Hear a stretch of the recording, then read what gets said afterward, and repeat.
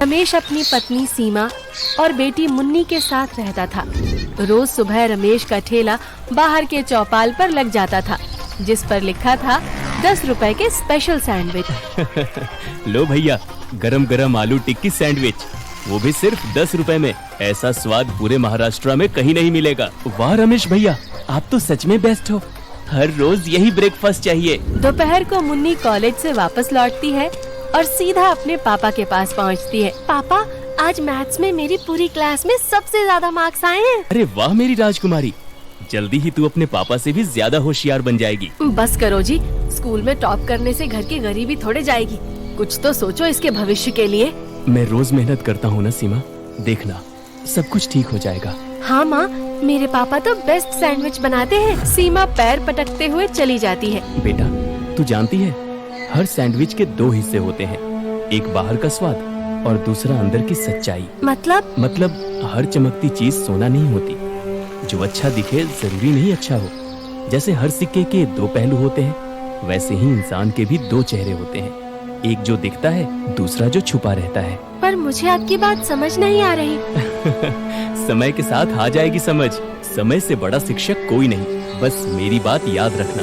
अगले दिन सीमा के पास पड़ोस में रहने वाली टीना एक टीवी सीरियल में काम दिलाने वाले मुकेश नाम के आदमी के साथ आती है। बहन जी, आपकी बेटी को देखकर लगा जैसे कोई हीरोइन है। उसे एक्टिंग में ट्राई करना चाहिए। सच में? पर वो तो कॉलेज जाती है। अभी तो इसकी परीक्षा भी खत्म हो गई है, सिर्फ 1 महीने, फिर वापस कॉलेज। लेकिन ये देखिए 2000 एडवांस, और अगर उसे सिलेक्ट किया ना तो हर महीने 20,000। अरे सीमा आंटी, मैं भी तो जा रही हूँ साथ, क्या दिक्कत है? ठीक है, लेकिन मुझे अपने पति से बात करनी होगी। हाँ बिल्कुल, पर कल तक मुझे बता देना। रात को रमेश और सीमा के बीच बहस हो जाती है। तुम्हारे 10 रुपए के सैंडविच से कुछ नहीं होगा। मुन्नी को एक मौका तो मिलना चाहिए। एक मौका नहीं, ये धोखा है सीमा। वो लोग मासूम लड़कियों को पता नहीं कहाँ ले जाते हैं और क्या करते हैं। बस बहुत हुआ, इस बार मेरी चलेगी। इसी गरीबी में अब और दिन नहीं काटने मुझे। मेरी बेटी एक दिन बहुत बड़ी स्टार बनेगी। सीमा, मुझे कुछ ठीक नहीं लग रहा। तुम्हें 10 रुपए के सैंडविच के अलावा कुछ भी ठीक नहीं लगता। सीमा उस टीवी दलाल को हाँ कर देती है। गर्मी की छुट्टियां पड़ते ही वो मुन्नी को लेने आ जाता है। बेटा, ये लो छोटा सा मोबाइल फोन, इसे हमेशा अपने पास रखना। जरूरत पड़ने पर ऑन करना और हर रात 9 बजे मुझे कॉल करना। हाँ पापा, लेकिन आप रो क्यों रहे हैं? खुशी से रो रहा हूँ बेटा। उस दिन मुन्नी अकेले मुकेश के साथ नहीं गई, बल्कि मोहल्ले के 3 लोग भी साथ थे, टीना, गुड्डी और समीर। मुकेश उन सबको एक बस में बैठाता है। बस चल पड़ती है। टीना मुकेश के बगल में जाकर बैठ जाती है। कहाँ ले जा रहे हैं हमें? टीना दीदी कह रही थी शूटिंग के लिए, लेकिन रास्ता बहुत लंबा लग रहा है। चुपचाप बैठो सब, ज्यादा सवाल मत करो। मुझे डर लग रहा है। डरो मत, हम आराम से पहुंच जाएंगे। टीना दीदी है ना हमारे साथ। उनकी बस एक अंडर कंस्ट्रक्शन सी बिल्डिंग के सामने रुकती है। बिल्डिंग के अंदर घुसते हुए मुकेश हंसते हुए कहता है, यही है तुम्हारा नया घर कुछ दिनों के लिए। आराम करो सब, शूटिंग कल सुबह से शुरू होगी। एक अंधेरे से कमरे में टीना उन तीनों को लेकर आती है। वहाँ पहले से ही कुछ लड़के और लड़कियाँ मौजूद थे। तुम सब थोड़ा आराम करो। टीना दीदी, आप भी हमारे साथ रहो। नहीं, मुझे थोड़ा काम है, तो मैं कुछ देर में आती हूँ। पूरा दिन बीत जाने पर शाम को बच्चों को दाल चावल दिया जाता है। रात के समय पापा ने कहा था रोज 9 बजे कॉल करना है, तो मोबाइल ऑन करना ही पड़ेगा। रात 9 बजे रमेश अपनी झुग्गी में बेचैन सा घूमता है। अब तक कॉल क्यों नहीं आया? शायद वहाँ नेटवर्क ना हो, आराम कर लो। तूने मुझसे मेरी बेटी छीन ली सीमा, अगर कुछ हुआ ना तो। कुछ नहीं होगा, मत परेशान हो। उसी पल मुन्नी का कॉल आता है। हेलो मुन्नी, तू ठीक है? पापा, बहुत अंधेरा है और सब डरे हुए हैं। यहाँ शूटिंग जैसा कुछ नहीं लग रहा। क्या? कौन कौन है तेरे साथ? गुड्डी, समीर और भी कई बच्चे हैं। सब मिलाकर 20 बच्चे हैं। पापा, यहाँ बाहर दरवाजे पर ताला लगा हुआ है। टीना दीदी कहीं बाहर गई हैं। बेटा, मोबाइल चार्ज पर लगा कर रखना और कल सुबह खिड़की से बाहर का फोटो लेकर मुझे भेज देना। अगली सुबह रमेश अपना ठेला नहीं लगाता, बल्कि मुन्नी के फोन का इंतजार करता है। थोड़ी देर में मुन्नी अपने कमरे की खिड़की के बाहर की फोटो भेजती है। वो जगह बड़ी वीरान सी लगती है। रमेश सीधा पुलिस स्टेशन पहुंचता है। तुम्हारी बेटी एक्टिंग के लिए गई है ना? शिकायत क्या है? देखिए सर, ये फोटो है। जाली लगी खिड़की, अंदर 20 बच्चे बंद हैं और मुझे ये सब कुछ ठीक नहीं लग रहा। आप मेरी बेटी का मोबाइल लोकेशन ट्रैक करिए। लोकेशन ट्रेस करनी पड़ेगी। ये मामला थोड़ा अजीब लग रहा है। सर, मेरी बेटी की जिंदगी का सवाल है, जल्दी करिए प्लीज। मुकेश वहाँ बच्चों को धमकाता है। तुम लोग बहुत शोर मचाते हो। अंकल, हम शूटिंग पर कब जाएंगे? सुनो सब, शूटिंग नहीं है कोई, चुपचाप बैठे रहो वरना भूखा रखूंगा। मुझे शक हो रहा है, यहाँ न कैमरा है न स्टाफ, सब कुछ अजीब है। पापा ने कहा था हर सैंडविच के 2 हिस्से होते हैं, बाहर स्वाद अंदर सच्चाई। अब मुझे खुद ही कुछ करना होगा। मुन्नी धीरे से टीना और मुकेश की बातें सुनती है, जो कि बच्चों को विदेश में बेचने की प्लानिंग कर रहे थे। उनके साथ 3 आदमी और थे। तभी टीना ने मुन्नी के हाथ में मोबाइल देखा, जिसे उसने छुपाए रखा था। उसने उसका मोबाइल उससे छीन लिया और उसे धक्का देकर जमीन पर गिरा दिया। मुन्नी बहुत रोने लगी। अगली सुबह अब सिर्फ एक तरीका बचा है, पापा को मदद का सिग्नल भेजना होगा। कैसे? तो क्या ये हमें धोखे से यहाँ लेकर आए हैं? पर टीना दीदी ने भी हमारे साथ धोखा किया। रात में रमेश अपने ठेले के पास बैठा हुआ है। मैं मुन्नी की जगह जानता हूँ, उस मोबाइल से लोकेशन ट्रैक की थी, लेकिन पुलिस हाथ पर हाथ धरे बैठी है। क्या करोगे? जो हर बाप को करना चाहिए, अपनी बेटी को बचाऊंगा। मैं वहाँ सैंडविच बेचने के बहाने जाऊंगा। सुबह रमेश सैंडविच की ट्रे सजाता है। सर, मैं सैंडविच लेकर उस बिल्डिंग में घुस जाऊंगा, आप अपनी टीम को पीछे भेजिए। बहुत रिस्क है रमेश, पर तुम्हारे पास अंदर पहुंचने का तरीका है।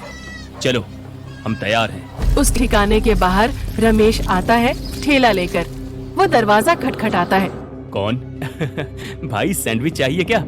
इसी रास्ते से होता हुआ जा रहा था तो सोचा अपनी स्वाद वाली सैंडविच आप सबको भी खिलाते जाऊं, 10 रुपए वाले स्पेशल। अरे अंदर भेज दो, बच्चों को भी खिला देंगे। अंदर रमेश बच्चों को सैंडविच बांटता है। पापा, सब बच्चे सैंडविच लो और धीरे धीरे दरवाजे की ओर बढ़ो। क्या बाहर कोई है? हाँ, तुम बाहर निकलो। पुलिस बिल्डिंग के पीछे कुलकर्णी वॉकी टॉकी पर। जैसे ही रमेश इशारा करे, अंदर घुस जाना। बच्चों को कुछ नहीं होना चाहिए। लोकेशन सेट है, 2 टीम अंदर जाएगी, 1 टीम पीछे से। हर एक बच्चा जिंदा निकलना चाहिए। भाई, एक स्पेशल चटनी वाला सैंडविच रह गया है, खुद खाओ ना। ये तो मुन्नी के पापा हैं। क्या? सर, सही टाइम है। इस बिल्डिंग को चारों तरफ से घेर लिया गया है, अब तुम्हारा बचना मुश्किल है। चुपचाप बाहर निकलो। पूरी गैंग भागने की कोशिश करती है, लेकिन चारों तरफ से घिर जाते हैं। बच्चे चीखते हुए रमेश की ओर भागते हैं। अंकल, हमें वापस घर जाना है। तू बच्चों को बेच रहा था, अब सीधा जेल जाएगा। जी, पापा कहाँ हैं? मुनी, मेरी जान। पापा, आप सच में हीरो हैं। नहीं बेटा, तू है असली हीरो, जिसने हिम्मत नहीं हारी। कभी किसी सैंडविच वाले को अंडरकवर एजेंट बनते नहीं देखा था। सर, जब बात बेटी की हो तो हर बाप अपनी जान को दांव पर लगाने के लिए तैयार हो जाता है। अगले दिन अखबार में हेडलाइन छपती है, 10 रुपए के सैंडविच वाले ने बचाई 20 मासूम बच्चों की जिंदगी। पुलिस ने पूरे ह्यूमन ट्रैफिकिंग गैंग को पकड़ा। टीवी चैनल पर पत्रकारों की हलचल होती है। हम हैं महाराष्ट्र के एक गांव में, जहां एक सैंडविच बेचने वाले रमेश ने 20 बच्चों को बचाकर सबको चौंका दिया है। 10 रुपए का ये सैंडविच वाला अब बन गया है देश का हीरो। सिर्फ एक पुराना मोबाइल और एक बच्ची की हिम्मत ने उस नेटवर्क का पर्दाफाश किया है, जो बच्चों को फिल्मों के नाम पर बेचता था। रमेश जी, आपने हमारी बच्ची लौटा दी, कैसे शुक्रिया करें। बस इतना कीजिए, अगली बार लालच में आकर बच्चों के भविष्य से ना खेलें। अब कभी ऐसा नहीं होगा। दूर खड़ी सीमा पश्चाताप के आंसू बहा रही थी। रमेश के घर सारे मोहल्ले वाले जमा हो जाते हैं। रमेश भैया, अब आप हम सबके आदर्श हो। जिसे लोग गरीब समझते थे, वही सबसे अमीर निकला, दिल से। मैंने कुछ खास नहीं किया, मैंने बस अपनी बेटी को खोने नहीं दिया। मुझे माफ कर दे बेटा, मैंने लालच में तुझे मौत के मुंह में भेज दिया।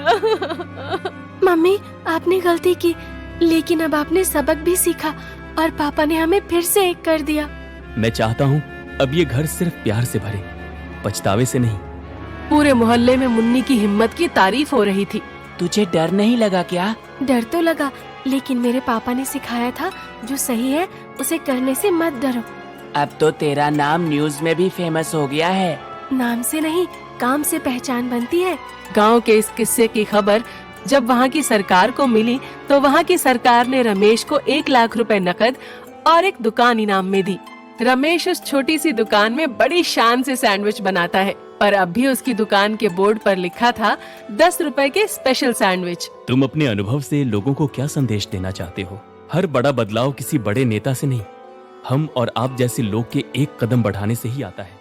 प्यारे दोस्तों, अगर आपको यह कहानी पसंद आई हो तो हमारे चैनल को सब्सक्राइब करके हमें अपना प्यार जरूर दिखाइए। साथ ही बेल आइकन दबाना ना भूलें ताकि हर नई कहानी की सूचना आपको तुरंत मिलती रहे।